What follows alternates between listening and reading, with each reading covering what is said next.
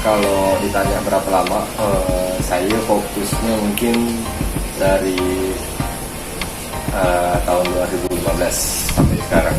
Tapi kalau misal untuk melihara sih mungkin udah dari kecil, waktu SD udah ada mulai melihara. Tapi fokus untuk hobi dijadikan bisnis, nah itu udah mulai dari tahun 2015. Jenis yang ada itu HB White, terus Topaz, Bull Black, IFR, terus ada Red Snake Skin, terus ada Bluegrass itu wajib, ada HB Blue, banyak lah kalau misal ditanya strain.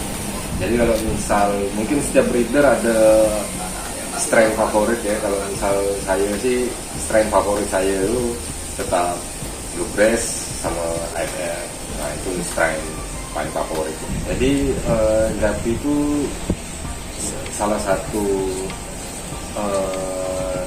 ikan hias yang bisa kita pelihara dengan cara yang rumit-rumit tapi gampang lah saya bilang. Jadi kalau misalnya kita udah menemukan formula yang pas untuk melihara Gapi, itu kita bakalan happy dan senang. Tiap breeder itu punya cara masing-masing. Kalau misal saya sendiri untuk di akuarium, di tank itu pH air yang ideal itu 7 itu ideal, 6 itu minimum. Jadi 6 sampai 7 lebih itu ya ideal lah menurut saya. Tapi kalau misal di tank itu pH-nya udah sampai 5 atau 6 ke bawah, nah itu bisa dipastikan ikannya bakal sakit. Tapi beda cerita kalau misalnya ikan itu berada di styrofoam atau di bak-bak itu, bisa kita cek air yang ada di dalam bak, terus air yang ada di styrofoam itu pH-nya saya yakin di kisaran 4 sampai 5. Tapi ikan Gapi juga tahan di pH tersebut. Nah, makanya saya bilang kembali lagi kepada masing-masing breeder lebih suka cara memelihara yang seperti apa. Kalau saya sih pribadi lebih suka cara memelihara dengan posisi ikan di dalam tank. Di musim pancaroba itu saya rasa tantangan tersendiri bagi breeder-breeder yang memelihara ikan secara outdoor lah, semi outdoor dan outdoor. Jadi dulu waktu saya juga pernah memelihara ikan secara semi outdoor, itu waktu musim pancaroba memang tantangan yang cukup berat karena waktu pagi mungkin hujan, kondisi suhu dingin, air dingin, tiba-tiba waktu siang itu air panas, matahari menyengat, suhu langsung berubah, ikan pada sakit. Ya seperti biasa treatment kita ya ada yang pakai garam ikan, tambahkan, ada yang kita pakai obat. Tapi saya jujur saya jarang untuk menggunakan obat ikan itu, saya sangat jarang untuk menggunakannya. Terus ya yang paling simpel kita sipon airnya sampai setengah atau sisakan seperempat, kita isi air yang baru lagi kalau misal kita lihat ikannya udah cukup loyong. Tapi kalau sekarang ini saya cukup terbantu dengan probiotik cair. Nah, saya enggak promosi ya, enggak promosi barang, tapi probiotik cairnya itu mungkin kawan-kawan udah tahu lah merek apa, mungkin banyak lah kawan-kawan yang posting yang jual. Nah itu cukup sangat membantu. Jadi kalau misal kawan-kawan ganti air atau pakai air baru, nah pakai probiotik itu, nah itu bisa mengurangi ikan dari penyakit.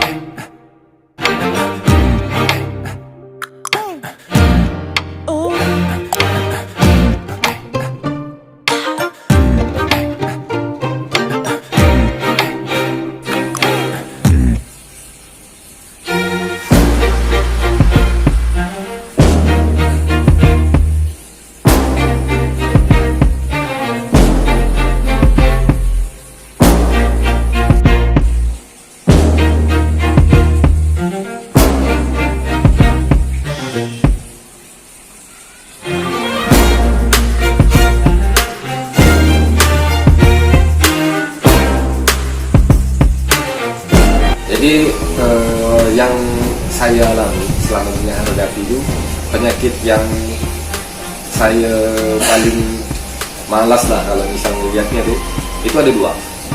Yang pertama, ikan nampak lapar, terus kita kasih makan banyak, kita kasih makan lagi, kita kasih makan lagi, habis terus makanannya, tiba-tiba nggak lama ikannya ngambang semua, ngambang kayak kekurangan oksigen. Nah itu yang pertama. Nah itu susah menjelaskannya tuh.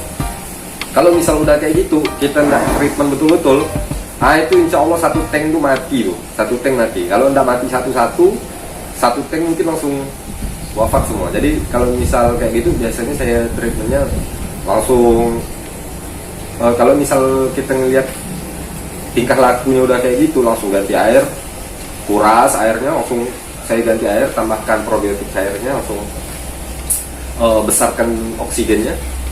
Nah kita lihatlah keesokan harinya, kalau misalnya udah lumayan sehat, ya alhamdulillah. Terus yang penyakit yang kedua yang bikin malas para breeder, mungkin yang para kawan-kawan yang suka main kontes, itu finrod lah. Ikan tuh kalau misal finrod ini susah ditebak. Saya dulu sering ngirim ikan.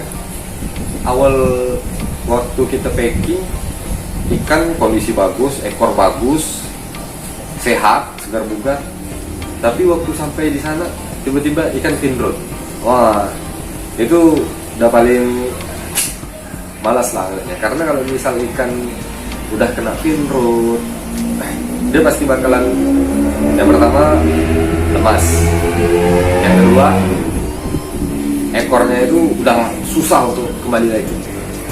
Nah, karena kalau misal udah susah untuk kembali lagi, ya ikannya tidak bakal bisa kita jual atau kita pakai buat indukan, kan susah.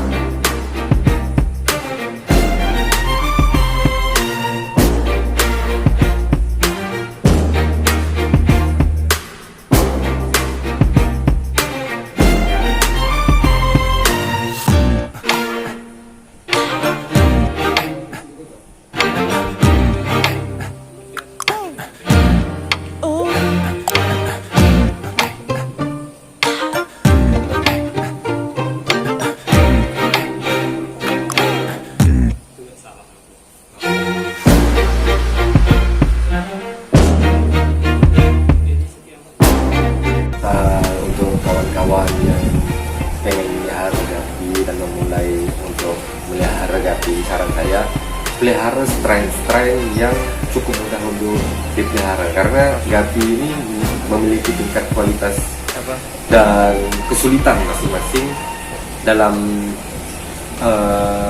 memeliharanya. Contoh, ada strain namanya albino full red, AFR. Nah, banyak breeder yang udah senior pun masih mengeluh untuk memelihara strain AFR ini, karena katanya strain AFR ini susah dipelihara. Dalam arti kata, baru dipelihara tiba-tiba tidak ada sakit, tidak ada hujan, tidak ada angin, tiba-tiba mati. Nah, ada juga yang sudah berhasil memelihara, tapi ternyata kualitasnya itu tidak seperti yang diharapkan. Nah itu juga terjadi di beberapa strain lainnya.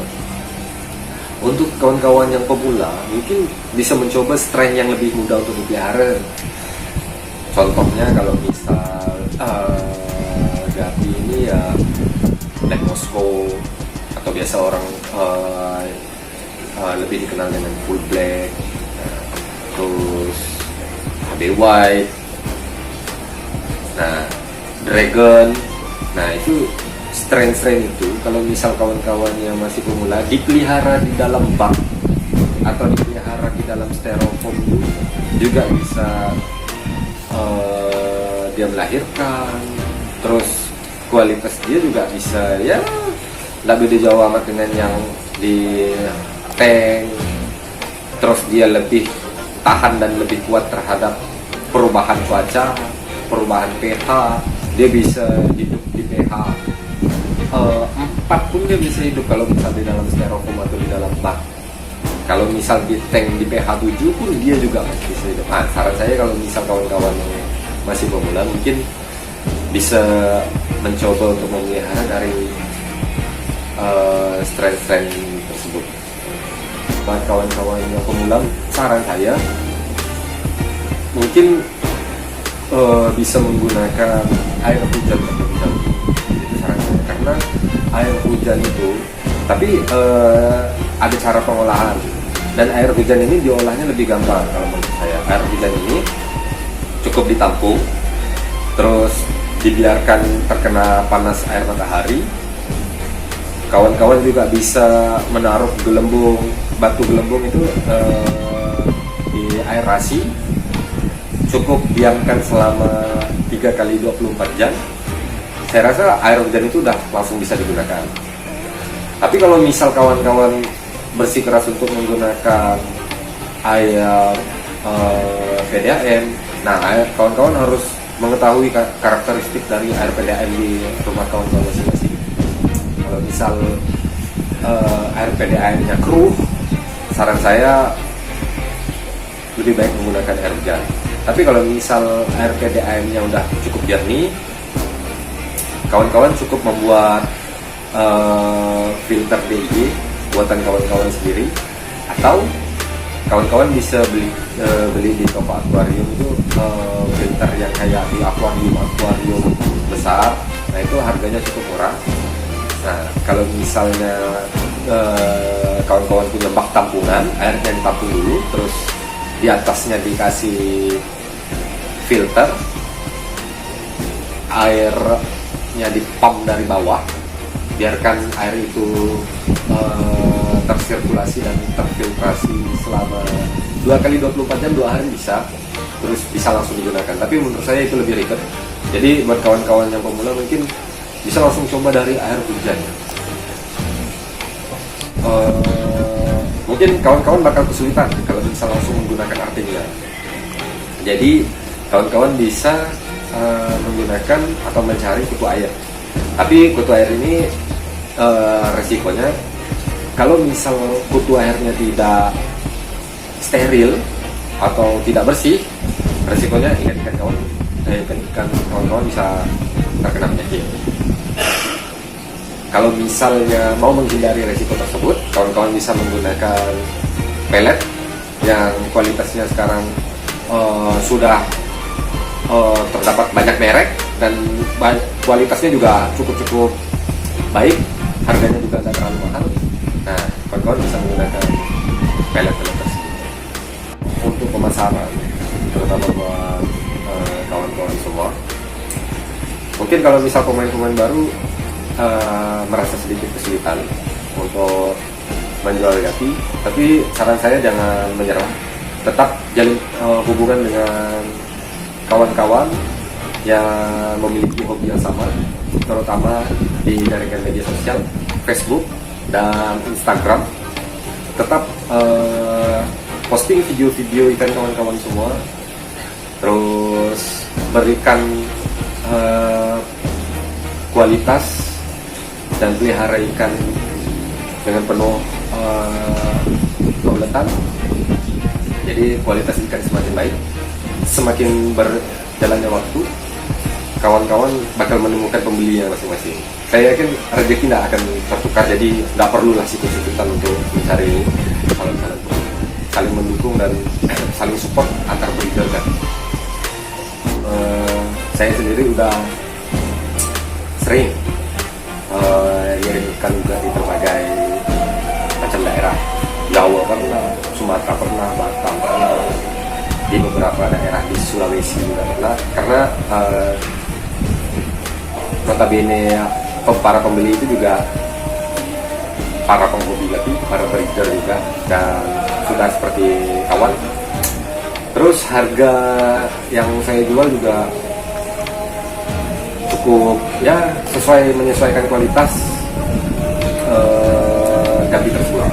Saya pernah menjual ikan Gapi senilai 800.000 satu pair pernah, 1.200.000 per pair juga pernah. Tapi Kalau misal sekarang ya harganya di kisaran 150 sampai 300. Pemain Gapi ini banyaknya di Singkawang, saya pernah dapat orderan di Singkawang. Terus ya kawan-kawan lokal yang ada di Pontianak, terus di Kelapa-Muda. Saya yakin mungkin di beberapa daerah tersebut pemain Gapi juga banyak, jadi mereka lebih banyak order. Untuk mendapatkan ikan Gapi di Golden Gapi, kawan-kawan bisa kontak WA saya 0857 50 184 523. Golden Gapi Indonesia, Facebooknya Ismur Hadi Rizky. Harapan saya ke depannya kawan-kawan itu ya kita sama-sama tetap konsisten untuk melihara ikan gapi, juga menjaga harga ikan gapi di pasaran, terus tetap meningkatkan kualitas ikan gapi secara profesional, saling mendukung satu sama lain, jangan ada yang saling sikut-sikutan antar breeder, karena sebenarnya kita ini satu hobi lah, seperti satu keluarga. Kita juga jangan begitu, karena kalau misalnya ikan gapi kualitasnya semakin meningkat, harga pasarannya juga semakin meningkat, ya yang senang pun kita para breeder juga.